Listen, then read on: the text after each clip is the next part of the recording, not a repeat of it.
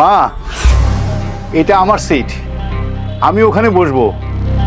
Excuse me uncle, এটা আপনার seat মানে? কোথায়? এখানে তো আমি আশেপাশে কোথাও আপনার নাম লেখা দেখছি না। আপনি কি বুড়ো বয়সে পাগল হয়ে গেছেন নাকি? না মা, আমি পাগল হইনি। ওই যে ওইদিকে দেখুন, ওটা লেখা আছে, ওটা প্রতিবন্ধীদের সিট, তাই আমি ওখানে বসবো। আরে আঙ্কেল, আপনি অন্য কোনো একটা সিটে যেয়ে জায়গা করে বসে নিন না। সেখানে পুরো বাসটা খালি পড়ে আছে, আপনার কেন এই সিটে এসেই বসতে হবে?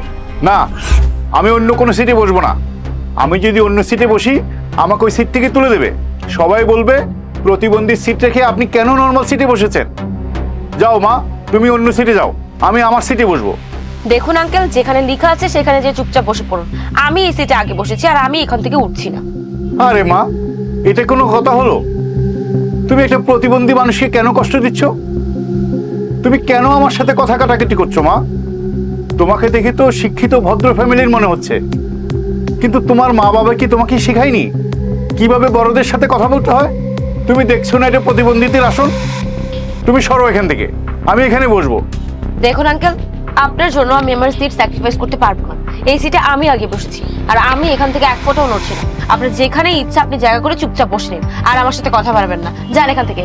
আরে কেমন পাগল মেয়ে রে বাবা, ও তো আমাকে পাগল করে দেবে। এই কেউ আছো, আমাকে সাহায্য করো। এক্সকিউজ মি ম্যাডাম, আমি বেশ কিছুক্ষণ যাবত দেখছি আপনি এই বয়স্ক লোকটার সাথে মিসবিহেভ করছেন।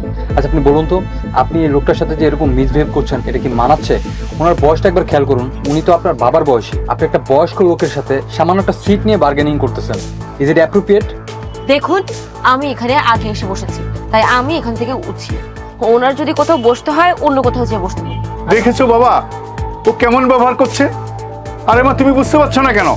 আমি একজন প্রতিবন্ধী মানুষ। তুমি আমার সিটটা ছেড়ে দাও, আমি আমার সিটে বসবো। বাবা, তুমি ওরা একটু বুঝাও না। ম্যাডাম, আপনি দেখেছেন উনি একজন প্রতিবন্ধী মানুষ, ভাগ্য ওনার সাথে এমনিতে অন্যায় করেছে, তার উপরে আপনি একটা সামান্য সিট নিয়ে ওনার সাথে এরকম আচরণ করছেন। দেখুন ম্যাডাম, এখানে স্পষ্ট লেখাই আছে এটা প্রতিবন্ধীদের জন্য আবদ্ধ করা সিট। আপনি কিন্তু এখানে জোরপূর্বক ভাবে বসে আছেন। আমি আপনাকে ভালোই ভালোই বলছি, আপনি এখান থেকে উঠে পড়ুন আর অন্য কোনো সিটে বসুন, কারণ পুরো বাসটা পুরোটাই খালি। এখানে আপনি যে কোনো জায়গায় বসতে পারবেন। তাহলে আপনি কেন বার্গেনিং করছেন? আপনি একদম চুপই থাকুন। আপনি এত ঝামেলা কেন করছেন? আর সমস্যা যেহেতু ওনার সাথে আমাকে কথা বলতে দিন।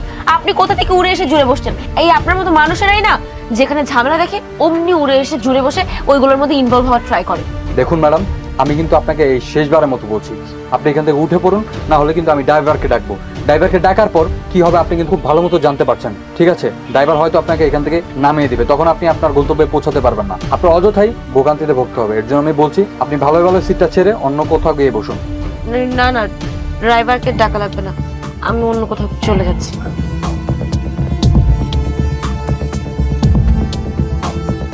আঙ্কেল, আপনি বসুন এখানে।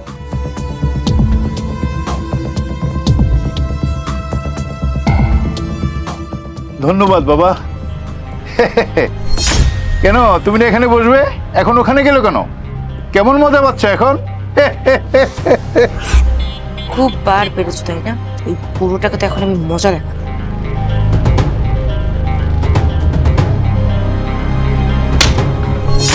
এই দেখো দেখো কি করলো মেয়েটা, আমাকে থাপ্পড় দিয়ে চলে গেলো। এই দেখো, তোমরা দেখছো সবাই। আঙ্কেল, আপনি চিন্তা করুন, আমি মেয়েটাকে ধরার ব্যবস্থা করছি। আপনি ব্যাগটা ধরুন।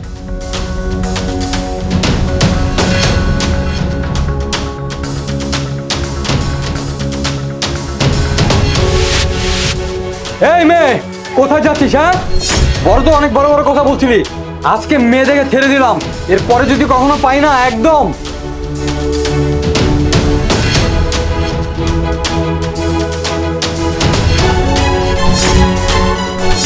আরে ওই লোকটা কোথায় গেল? ম্যাডাম, এখানে যে একটা লোক বসেছিল বয়স্ক, উনি কোথায় গেছে? আরে আপনি যখন ওই মেয়েটাকে ধরতে গেছেন তখন তো আঙ্কেল আপনার পিছনে পিছনে চলে গিয়েছে। হোয়াট? উনি আমার পেছনে পেছনে গেছে মানে? আমি তো ওনাকে চিনি না, ওনাকে তুমি বাসেই দেখেছি, আর ওনার কাছে তোমার ব্যাগটা ছিল। ও এখন উনি কোথায় গেল? কি ওই ব্যাগটা আপনার ছিল?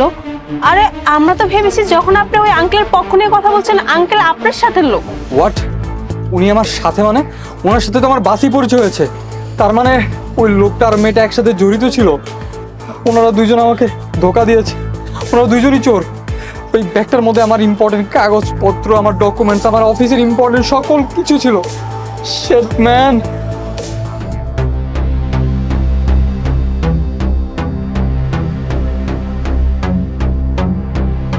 বাবা ঠিক মতো চেক করেছো তো? টাকা পয়সা ঠিকঠাক আছে তো?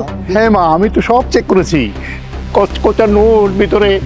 বাবা তুমি যে অ্যাক্টিং করছো একেবারে পাঠাই দিছো, ইউ আর দ্য বেস্ট। আরে মা, আমি তো ছোটকাল থেকে এরকম অ্যাক্টিং করি, তুইও তো চমৎকার অ্যাক্টিং করেছিস। কার মেয়ে দেখতে হবে তো। আচ্ছা বাবা, যাই হোক, আমার মনে হয় ওই লোকটা আমাদের অবশ্যই খোঁজ করবে। আমাদের এখন এই প্লেসটা লিভ করা উচিত। তাড়াতাড়ি আসো।